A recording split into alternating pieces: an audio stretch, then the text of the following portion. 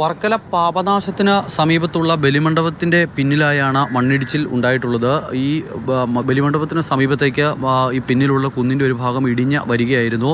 വലിയ തോതിൽ പ്രതിസന്ധിയിലാക്കാൻ പരുവത്തിനുള്ള മണ്ണിടിച്ചിലല്ല ഇപ്പോൾ ഉണ്ടായിട്ടുള്ളത് എങ്കിൽ കൂടി ഇനിയും കൂടുതൽ ഇടിയാനുള്ള എല്ലാ സാധ്യതയും നിലനിൽക്കുന്നു. അത്തരത്തിലാണ് തിട്ടിൻ്റെ പ്രകൃതി എന്ന് പറയുന്നത്. അത് മുകൾ ഭാഗം ഇനിയും അവിടെ തുടരുന്നുണ്ട്.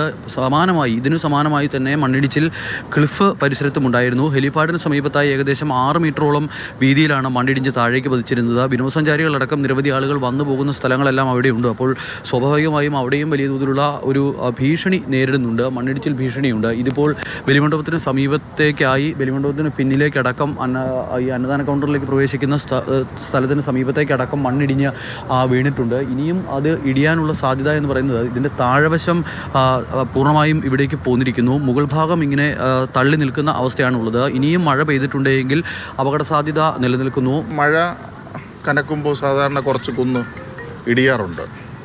അത് വർഷങ്ങളായിട്ടിങ്ങനെ സംഭവിച്ചുകൊണ്ടിരിക്കുന്നതാണ്. ഇന്ത്യ ഗവൺമെൻറ്റിൻ്റെ ഒരു പൈതൃക പട്ടികയിൽ പെടുന്നതാണ് നമ്മുടെ ഈ പാവനാശത്തെ കുന്നുകളെന്ന് പറയുന്നത്.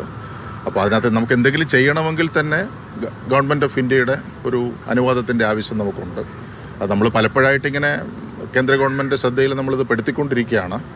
ഒരു ഉണ്ടായാൽ മാത്രമേ അതിനൊരു ശാശ്വതമായ പരിഹാരം ഉണ്ടാവുള്ളൂ. ഇതിനകത്തൊരു പുതിയ ടെക്നോളജി എന്തെങ്കിലും കണ്ടെത്തണം. മാത്രമല്ല ഈ ബലിതർപ്പണ ചടങ്ങുകൾ ഈ മണ്ണിടിച്ചിലിൻ്റെ പശ്ചാത്തലത്തിൽ രാവിലെ നിർത്തിവെക്കാൻ ഇവിടുത്തെ നാട്ടുകാരടക്കം എത്തി, പഞ്ചായത്ത് മെമ്പറടക്കം എത്തി നിർദ്ദേശം നൽകിയിരുന്നു. പക്ഷേ ദേവസ്വം ബോർഡിൻ്റെ നിർദ്ദേശമില്ലാതെ, ഇത് തിരുവിതാംകൂർ ദേവസ്വം ബോർഡിന് കീഴിലുള്ള ക്ഷേത്രമാണ്, ദേവസ്വം ബോർഡിൻ്റെ നിർദ്ദേശമില്ലാതെ ബലിതർപ്പണ ചടങ്ങുകൾ നിർത്തിവെക്കാനാകില്ല എന്നുള്ളതായിരുന്നു ക്ഷേത്രം അധികൃതരുടെ നിലപാട്. പിന്നീട് ഇടപെടൽ ഉണ്ടായതിനു ശേഷമാണ് ദേവസ്വം ബോർഡിൻ്റെ നിർദ്ദേശപ്രകാരം ബലിതർപ്പണ ചടങ്ങുകൾ ഇവിടെ നിർത്തിവെച്ചിരിക്കുന്നത്. ബലിമണ്ഡപത്തിനുള്ളിലെ ബലിതർപ്പണ ചടങ്ങുകൾ ഇനിയൊരു അറിയിപ്പുണ്ടാകുന്നവരെ, അല്ലെങ്കിൽ ഈ ഒരു പ്രതിസന്ധി മാറുന്നതുവരെ ഉണ്ടാകില്ല എന്നുള്ളതാണ് മനസ്സിലാക്കുന്നത്. പക്ഷേ പാപനാശത്തെത്തി ബലിതർപ്പണം നടത്തുന്ന ആളുകൾക്ക് ബലിതർപ്പണം നടത്തുന്നതിന് ബുദ്ധിമുട്ടില്ല.